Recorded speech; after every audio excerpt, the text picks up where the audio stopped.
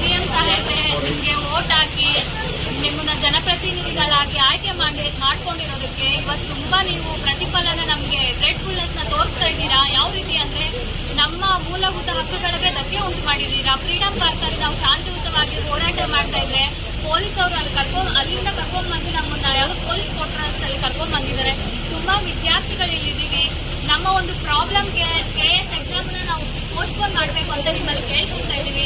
ನೀವು ವಿದ್ಯಾರ್ಥಿ ಪರ ನಾಯಕರು ಅಂತ ನಾವು ಭಾವಿಸಿದೀವಿ, ನಂಬ್ತಾ ಇದೀವಿ. ಆ ನಂಬಿಕೆನ ನೀವು ಉಳಿಸ್ಕೋಬೇಕಾಗಿ ಅಂತ ನಾನು ಕೋರ್ಕೊತಾ ಇದ್ದೀನಿ. ದಯವಿಟ್ಟು KS ಎಕ್ಸಾಮ್ ನ ಪೋಸ್ಟ್ಪೋನ್ ಮಾಡಿ ಎಲ್ಲಾ ವಿದ್ಯಾರ್ಥಿಗಳಿಗೂ ಸಹ ಸಮಾನ ಅವಕಾಶವನ್ನು, ಸಮಾನ ನ್ಯಾಯವನ್ನು ದೊರಕಿಸ್ಕೊಡ್ಬೇಕಂತ ನಾನು ಕೋರ್ಕೊತಾ ಇದ್ದೀನಿ. ದಯವಿಟ್ಟು KS ಎಕ್ಸಾಮ್ ನ ಪೋಸ್ಟ್ಪೋನ್ ಮಾಡಿ. ನಾವು ಎಲ್ಲಾ ವಿದ್ಯಾರ್ಥಿಗಳಿಗೂ ತುಂಬಾ ಮೆಂಟಲಿ ಟಾರ್ಚರ್ ಆಗ್ತಿದೆ.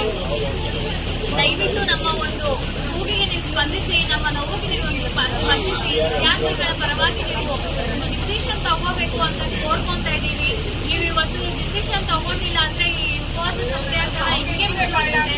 ನಮ್ಗಿರೋದು 2 ದಿನ. ದಯವಿಟ್ಟು ನೀವು ತುಂಬಾ ನಮಗೆ ಪ್ರತಿಕ್ರಿಯಿಸಬೇಕು ಅಂತ ಕೋರ್ಕೊಂತಾ ಇದ್ದೀವಿ.